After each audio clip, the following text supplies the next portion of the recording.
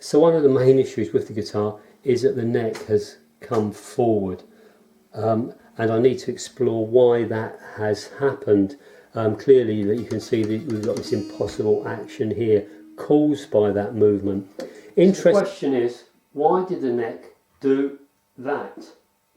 Well, the neck itself is completely true, and having cut this large mortise, taken the back off, etc., I know also that that dovetail, the joint itself, didn't move. And in fact, if you can just see that white piece there, that's a part of the original dovetail from the neck, which is still glued in place. Yeah, so why did it do that? So originally, when the guitar was finished, the neck would have been something like that. And the idea is if you run a straight edge along the fretboard, you should have a gap of about 25mm at the bridge here. And I obtained that gap by really having the fretboard quite a long way up from the body. Now also, there's only about 15mm or so of the neck in contact with the body. So what I think happened over that period of time, because there's so little contact there, and because this distance is quite great, there's a fair bit of leverage on that. I think over a period of time, the neck slowly came forward, with maybe the heel itself and this area of wood around here actually bending and distorting under the stress, and it kept going until it hit the top plate, the soundboard.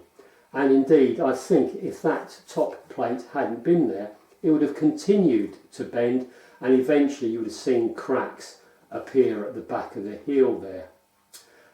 Yeah, so in answer to the question, why did it fail, I'm afraid I've got to put my hands up and say really that was probably poor design on my part. So over the next few scenes, what you'll see is me put the new neck on, and how I've remedied that problem so that hopefully it won't happen again, and really using the benefit of my years now of experience of making instruments, and really in particular all of the mandolins that I've done, because this setup with the neck tilting back, etc., the floating bridge, is of course very similar to all of the mandolins. So it's nice to think that that knowledge I've built up doing something quite unrelated feeds back into this. Well, the neck was glued in yesterday. The adhesive is now dry and ready for me to move on to the next stage. What I wanted to point out, however, before I did that, was how much lower the neck actually is compared to what it was.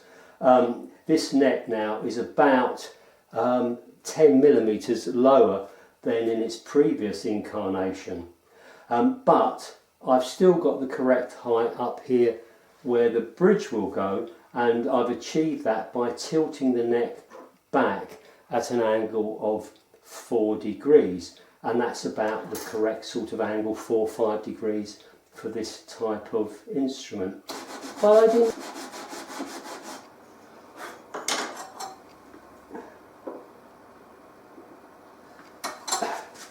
Right, so what I've done is I cut off that little piece of tenon that was sticking up, drilled holes and put in 4 pieces of 6mm dowels, like you would have seen me do on the neck joints for my various mandolins.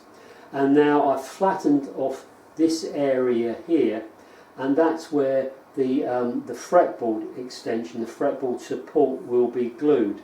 And if you remember, I said earlier that with the old neck I had about 15mm of support. On this version there'll be more like 50mm of support, so that obviously is going to be much better.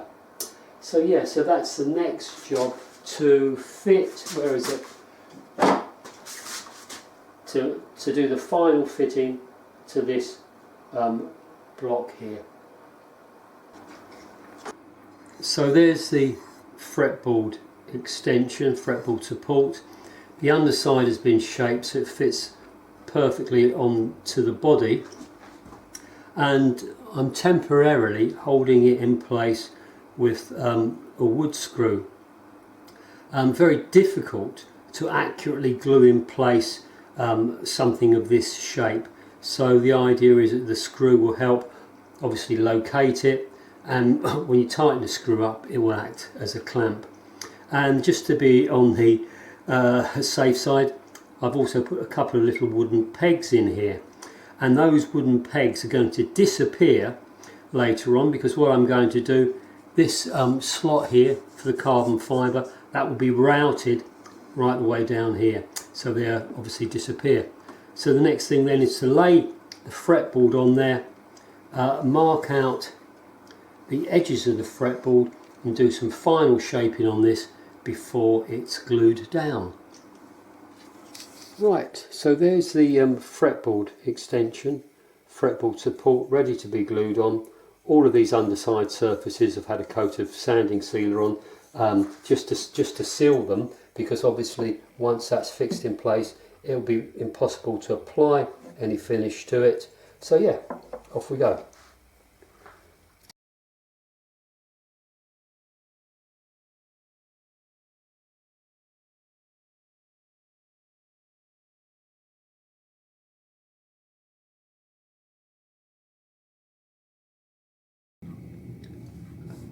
Okay, so underneath these mahogany fillets here, we've got the two lengths of carbon fibre, and as you can see they go right the way into the fretboard extension. So all of that area now is really tied together quite securely, and I can't imagine at any point in the future I'm having any movement in that area whatsoever. So yeah, I kind of feel that I'm on the home straight as far as the reconstruction is concerned, and yeah, get that fretboard glued on. Well, you can see that the fretboard has now been glued on, and I'm using this lovely piece of PAL Ferro or Santos rosewood. So the first thing to do is to make sure that it's true along its length, and then once I'm satisfied with that, put the camber on.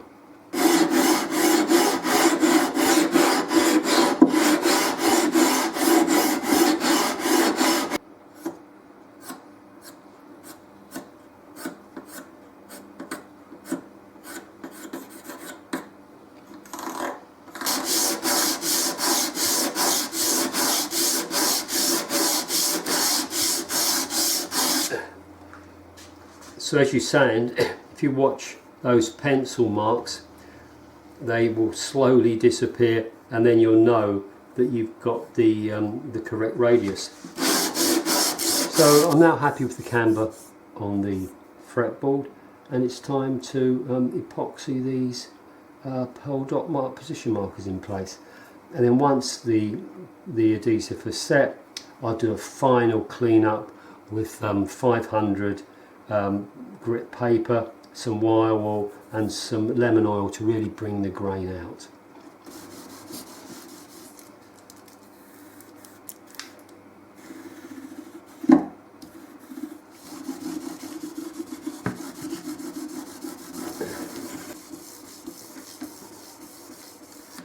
Right, so there's the fretboard, dots in, nicely polished up, ready for the frets. And I say that PAL Ferro, it is really quite pretty. So this episode of Project Phoenix was pretty much about getting that neck joint sorted out, redesigning it, getting the pitch of the neck right, making sure that everything's tied together, carbon fibre, etc., making sure that that neck is 100% secure and it can't possibly move or distort in the future. So it's on the bench now, ready for me to get on with the fretting, a process that I've shown you many times before, so I'm not going to bore you with that now. The only thing I'd like to point out is this. When I was back at the London College of Furniture in the 70s, a number of us got together and bought a whole load of fret wire from somewhere in Holland. And yeah, we bought it by the kilo. No idea how much I actually had. And that's the fret wire that I used to fret this neck. As it happens, it occurred to me when I was preparing the frets to do this, that is still the same fret wire all these years on. I mean, clearly I've used different types of fret wire for mandolins, etc. But yeah, I'm going to use the same fret wire now as I did then. So I'll show you the results in the next video. Until then, thanks for taking the time to watch, and yeah, we'll see you soon. Cheers.